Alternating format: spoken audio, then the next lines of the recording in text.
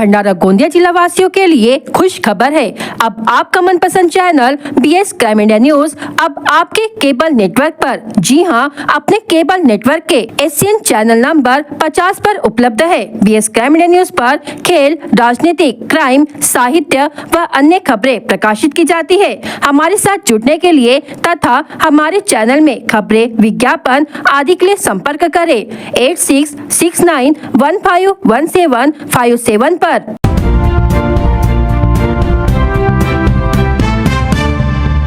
लगभग 2 वर्षों से 4 अगस्त 2022 को भंडारा में जिला पुलिस अधीक्षक का पद संभालने वाले IPS लोहित मतानी का गुरुवार को मुंबई में सहायक पुलिस महानिरीक्षक पद पर तबादला किया गया। उनके स्थान पर IPS अधिकारी नूरुल हसन को पदभार सौंपा गया। नूरुल हसन ने 2 वर्षों तक वर्धा में जिला पुलिस अधीक्षक का पद संभाला है, जिसके बाद उनकी इसी माह में मुंबई में राज्य आरक्षित पुलिस बल क्रमांक 11 के समादेशक पद पर तबादला किया गया। लेकिन 4 दिन बाद गुरुवार को नूरुल हसन को भंडारा का जिला पुलिस अधीक्षक नियुक्त किया गया। हसन की छवि साफ सुथरी वाले अधिकारी की है, वही IPS लोहित मतानी का उनके जन्मदिन के मौके पर ही तबादला किया गया। मतानी बेहद कम समय में समाज के युवा वर्ग व विविध संगठनों से जुड़ गए थे। पुलिस अधीक्षक लोहित मतानी की शीघ्र हुई बदली को स्थगित करें।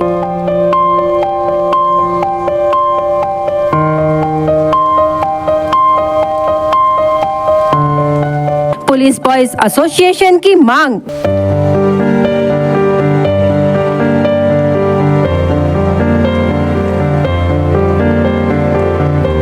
मुख्यमंत्री और उप मुख्यमंत्री को दिया निवेदन।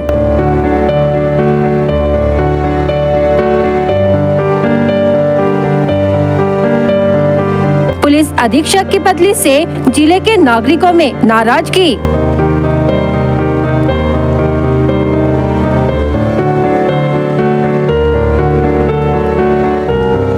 पुलिस अधीक्षक लोहित मतानी की शीघ्र हुई बदली के बाद जिले में खलबली मच गई है, जिसको लेकर पुलिस बॉयज एसोसिएशन ने मुख्यमंत्री और उप मुख्यमंत्री को निवेदन देकर मांग की है कि उनकी बदली को स्थगित करें। देवेंद्र फडणवीस यह पूरे महाराष्ट्र के गृह मंत्री और पुलिस विभाग के मुख्य संरक्षक है। पुलिस अधीक्षक लोहित मतानी ने युवा वर्ग के साथ साथ वृद्ध जनों के संरक्षण का भी दायित्व संभाल रखा था।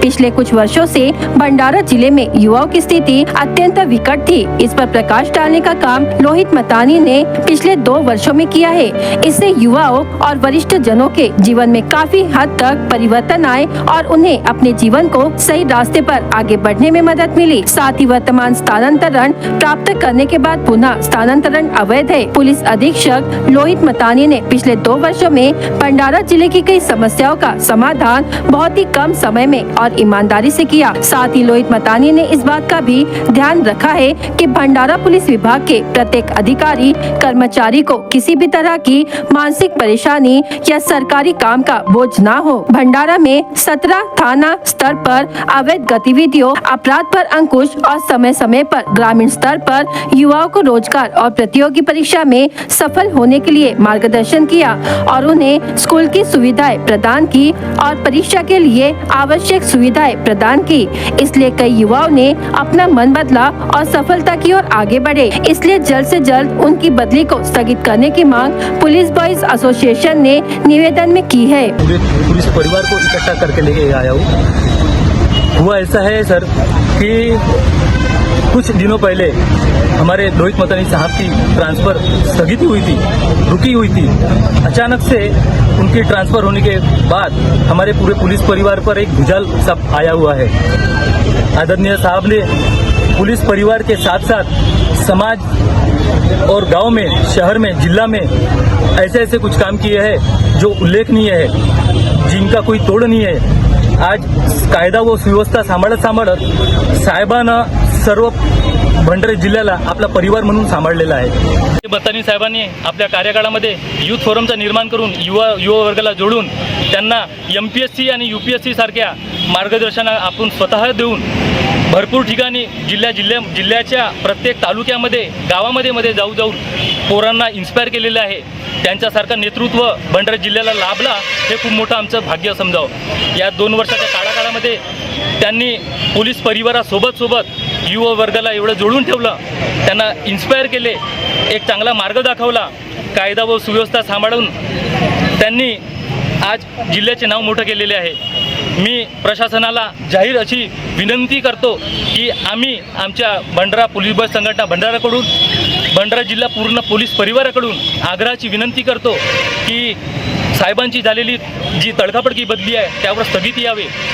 आम्ही ज्यांची ट्रान्सफर झाली, नरूल हसन साहेब, आम्ही त्यांचा निषेध करत नाही, ते पण आमचे अधिकारी समजा. पण आता ह्या 2 वर्षामध्ये साहेबांनी, आमच्या मतानी साहेबांनी जे काही उपक्रम गाजवलेले आहेत किंवा जे काही उपक्रम राबवले आहे जिल्ह्यामध्ये, ते उपक्रम पुन्हा 1 वर्ष राहावे आणि ते उपक्रम पुन्हा राबवावे अशी मी विनंती करतो प्रशासनाला. नमस्कार, मी शुभम मोदनकर.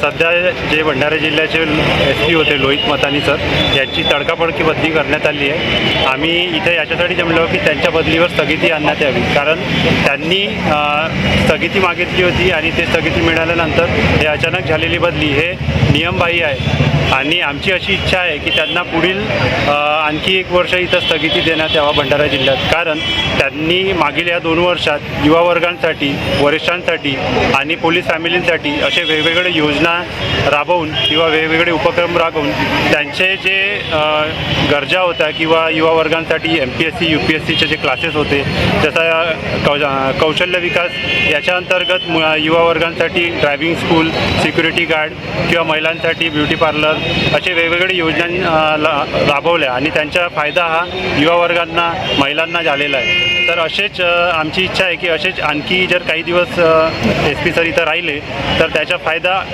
युवा वर्ग, महिला आणि भंडाऱ्याच्या जनतेला होईल.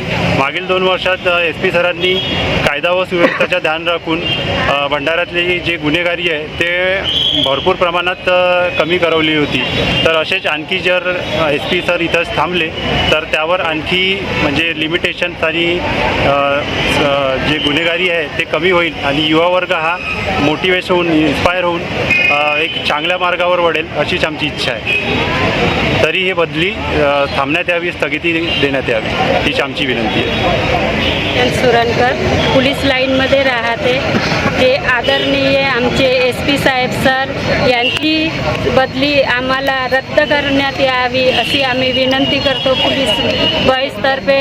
आणि पोलीस कॉलनीमध्ये जी महिला राहतात त्यांना उद्योगधंदा जोडून दिलेला आहे आणि आताच नवीन सुरू झालेला आहे. तर आम्हाला आणखीन उद्योग वाढवावं आणि चांगलं आमचं क्वार्टरचं दुरुस्ती करणं, मंदिरातली सोय सुविधा ते बघत होते ते पण आम्हाला वाढवायची आहे. तर आमचं सगळं कॉलनीमधल्यांचं सरांना म्हणजे आम्ही जे मागणी मागतो ते आमची पूर्ण झाल्याशिवाय त्यांची बदली झाली नाही पाहिजे हे आमचे मागणी आहे. तरी त्यांची बदली थकीत करावी ही आमची नम्र विनंती.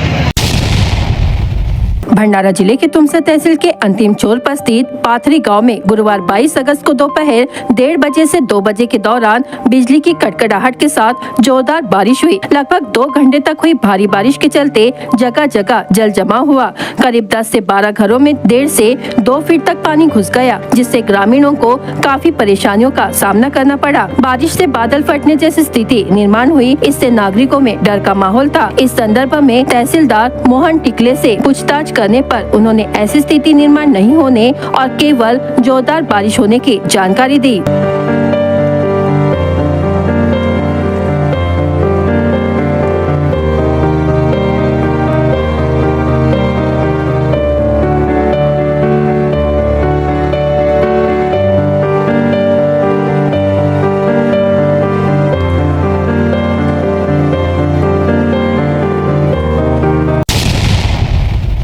महाराष्ट्र के ठाणे जिले में स्थित बदलापुर में स्कूल में बच्चियों से यौन उत्पीड़न के बाद फैली हिंसा अब राज्य में राजनीति भी जमकर होने लगी है. शिवसेना के उद्धव ठाकरे ने गुरुवार को इस घटना के विरोधी में 24 अगस्त को महाराष्ट्र बंद का ऐलान किया है.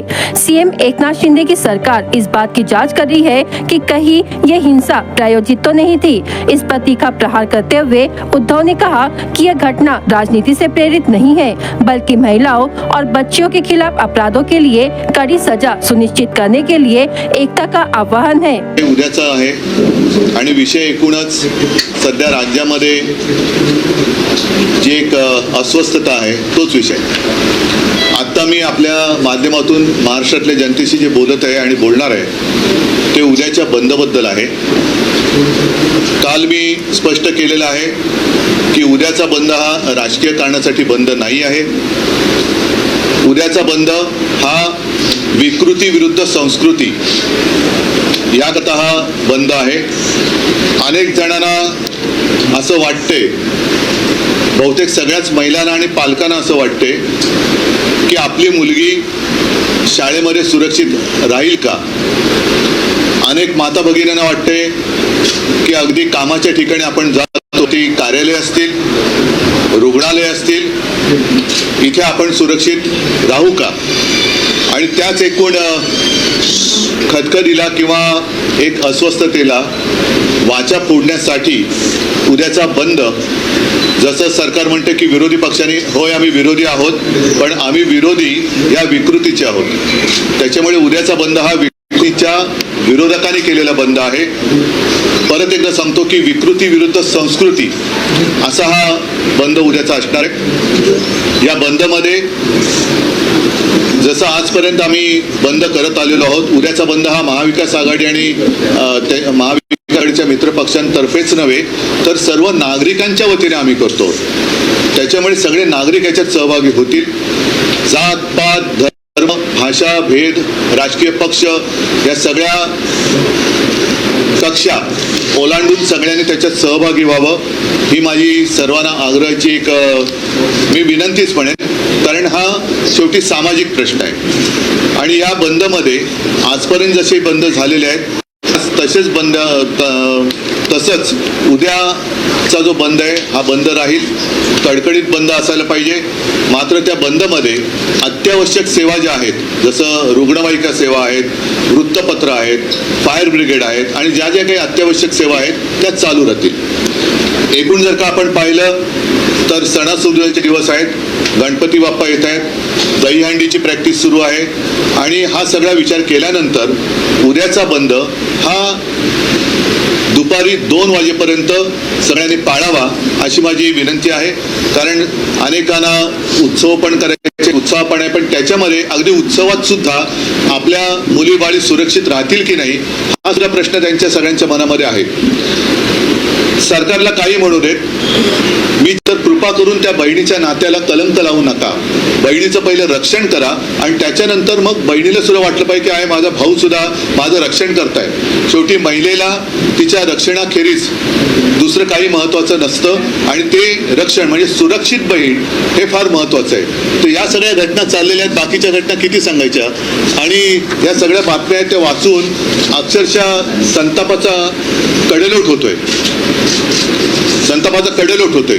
काल जे बदलापूरचे नागरिक आले होते त्यांनी जे सांगितलं की तिथे आजही अटका सुरू आहेत। परवा आपल्याच माध्यमातून बघितलं की कसं त्यानं दोरखंड्याच्या विळख्यातून एखाद्या दरोडेखोरांच्या टोळीला आणावं, तसं बदलापूरच्या त्या दुष्कृत्याच्या विरुद्ध उत्स्फूर्तपणाने बदलापूरचे नागरिक उतरले होते। त्यांना अगदी दोरखंड्याच्या म्हणजे कोणी पडून जाता कामा नये, या पोलिसांना पहिल्या अटका झाल्या पाहिजेत। आणि माझी मागणी आहे त्याच्याबद्दल या उद्याच्या बंदनंतर आम्ही पुढाकार घेणार की या सगळ्या आंदोलकांवरचे गुन्हे हे तत्काळ मागे घेतले गेलेच पाहिजेत, ही आमची आग्रही मागणी आहे। नाहीतर आम्हाला रस्त्यावरती उतरावं लागेल। पण उद्याचा बंद हा राज्यातील तमाम जनतेला मी परत विनंती करतो की आपल्या घरापर्यंत ही विकृती येऊ नये म्हणून वेळेत जागे व्हा आणि उंबरठ्यापर्यंत आलेले संकट त्याचा मुकाबला करायला आम्ही सगळे एक आहोत। त्या एकजुटीचं प्रदर्शन किंवा दर्शन, एक विराट दर्शन हे उद्या घडलं पाहिजे। गोंदिया शहर थाना क्षेत्र अंतर्गत छोटा गोंदिया इलाके में बीती रात 11 बजे के बीच 2 नाबालिग बच्चों के साथ मिलकर एक युवक ने विक्की फरकुंडे की हत्या करने की घटना सामने आई है। गोंदिया शहर पुलिस और स्थानीय अपराध शाखा की टीम ने एक आरोपी को गिरफ्तार कर लिया है और पुलिस फरार 2 आरोपियों की तलाश कर रही है। हालांकि हत्या के पीछे का मकसद अभी तक पता नहीं चल पाया है। अनुसूचित जाति जमाती में किए गए उपवर्गीकरण बंद करने तथा सर्वोच्च न्यायालय के फैसले पर पुनः विचार कर फैसला रद्द करने की मांग को लेकर बुधवार 21 अगस्त को सुप्रीम कोर्ट के निर्णय के विरोध में पिछड़ा वर्ग के संगठनों व भाजपा विरोधी राजनीतिक दल द्वारा सीता सावंगी से रैली निकाली गई। उसके बाद चिखला, राजापुर, नाकाडोंगरी, सुंदरटोला होते हुए गोबरवाही पुलिस स्टेशन पहुंची। सभी संगठनों ने मिलकर राष्ट्रपति, प्रधानमंत्री, केंद्रीय गृह मंत्री, मुख्यमंत्री, भंडारा जिले के जिला प्रशासन, पुलिस प्रशासन, तहसील प्रशासन के नाम लिखा हुआ सुप्रीम कोर्ट के निर्णय का विरोध पत्र का प्रतिवेदन गोबरवाही थानेदार विनोद गिरी को सौंपा। इस रैली के दरमियान सभी गांव के व्यापारी, प्रतिष्ठान, शिक्षा संस्था आंशिक रूप से बंद रहे। रैली में चिखला, आष्टी, गर्रा, बघेड़ा, जिला परिषद सर्कल के करीब सभी गाँव के लोग शामिल थे। रैली सफल बनाने में पंचायत समिति सदस्य नरेंद्र गेडाम, गोल्डी घडले, प्यारेलाल धारगावे, सचिन गेडाम, दुर्गा परतेती, ऋषभ मेश्राम, शैलेश चंद्रिकापुरे, पंकज वासनिक, गौरव नानगावे, पवन खोबरागड़े, रोशन गजबिये, शिशिर डोंगरे एवं उनके सभी सहयोगियों का सहयोग रहा।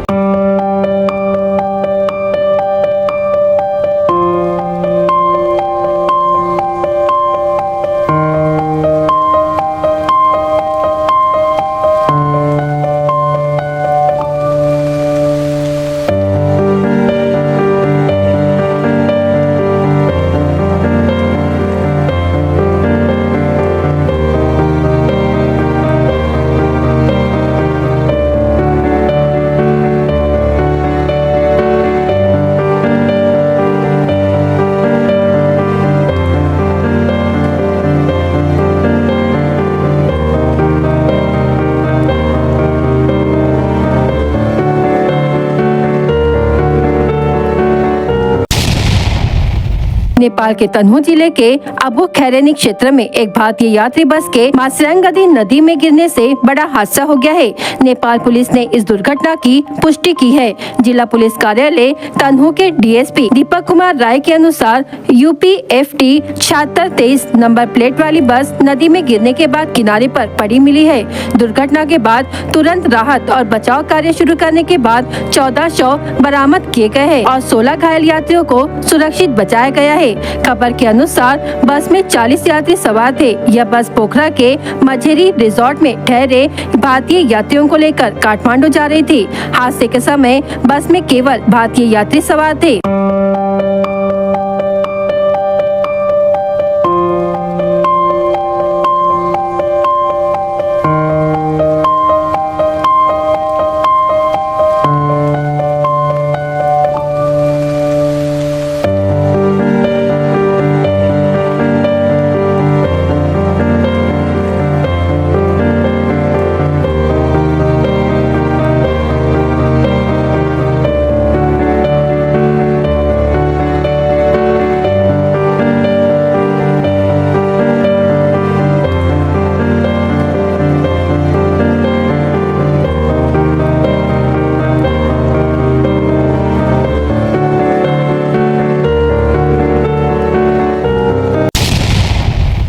रेलवे प्रशासन की अनदेखी के चलते तुमसर शहर के ब्रिटिशकालीन तुमसर टाउन रेलवे स्टेशन की हालत दयनीय बनी हुई है। पिछले 1 महीने से यहाँ की लाइटें बंद होने से यहाँ परिसर में रात में घना अंधेरा छाया रहता है। इससे रेलवे यात्रियों को जान माल की सुरक्षा खतरे में आई है। यही नहीं, यहाँ रेलवे स्टेशन पर यात्रियों को काफी परेशानी का सामना करना पड़ता है। बता दे कि तुमसर टाउन रेलवे स्टेशन से टिरोडी एवं कटंगी बालाघाट ऐसा रेलवे मार्ग है। यह ब्रिटिशकालीन रेलवे स्थानक है, लेकिन रेलवे प्रशासन की अनदेखी के कारण इस रेलवे स्थानक की दुरावस्था हो गई है। इस संदर्भ में तुमसर टाउन रेलवे स्थानक के रेलवे विद्युत अभियंता के पास लाइट बंद होने की शिकायत की गई, किंतु इस ओर अनदेखी की गई है। तुमसर टाउन रेलवे स्टेशन से टिरोडी एवं बालाघाट में पैसेंजर ट्रेन जाती है। तुमसर तहसील का मुख्यालय है तथा इस रेलवे स्टेशन को तुमसर रोड रेलवे स्टेशन से जोड़ा गया है। इसलिए स्थानीय रेलवे स्टेशन को अपग्रेड करने की आवश्यकता थी, किंतु अब तक ऐसा नहीं किया गया है। इस रेलवे स्टेशन पर यात्रियों को बैठने के लिए सीमेंट की कुर्सियां तक नहीं है। ऐसे में यात्री पेड़ों के नीचे ही ट्रेन की प्रतीक्षा करते हैं। यहाँ पर विद्युत की सुविधा है, किंतु पंखे नहीं, शौचालय भी नहीं है, जिससे यात्रियों को परेशानी का सामना करना पड़ता है। राज्य में होने वाले आगामी विधानसभा चुनावों में महाराष्ट्र नवनिर्माण सेना अपने लिए राजनीतिक जमीन तलाशने में जुट गई है। बुधवार 21 अगस्त को भंडारा दौरे पर आए मनसे अध्यक्ष राज ठाकरे ने कार्यकर्ताओं के साथ बैठक कर कार्यकर्ताओं को आगामी विधानसभा चुनाव में जिले में तीनों विधानसभा क्षेत्र के लिए मनसे ने उम्मीदवारी देने पर चुनाव लड़ने के लिए तैयार रहने के लिए कहा। साथ ही पार्टी संगठन को मजबूत करने के निर्देश दिए तथा रात करीब 7 बजे साकोली की ओर प्रस्थान किया। वहां से 22 अगस्त को सुबह 9:30 बजे गढ़चिरौली की ओर रवाना हुए। इस समय उनके साथ युवा सेना अध्यक्ष अमित ठाकरे उपस्थित थे। महाराष्ट्र की राजनीति में अपनी अलग पहचान बनाए रखने वाले राज ठाकरे फिलहाल विदर्भ के दौरे पर है। उनके साथ उनके सुपुत्र तथा युवा सेना अध्यक्ष अमित ठाकरे भी दौरा कर रहे हैं। विदर्भ के कई जिलों में मनसे को संजीवनी देने के लिए राज ठाकरे ने गोंदिया, भंडारा, गढ़चिरौली, चंद्रपुर जिले का दौरा किया है। बता दे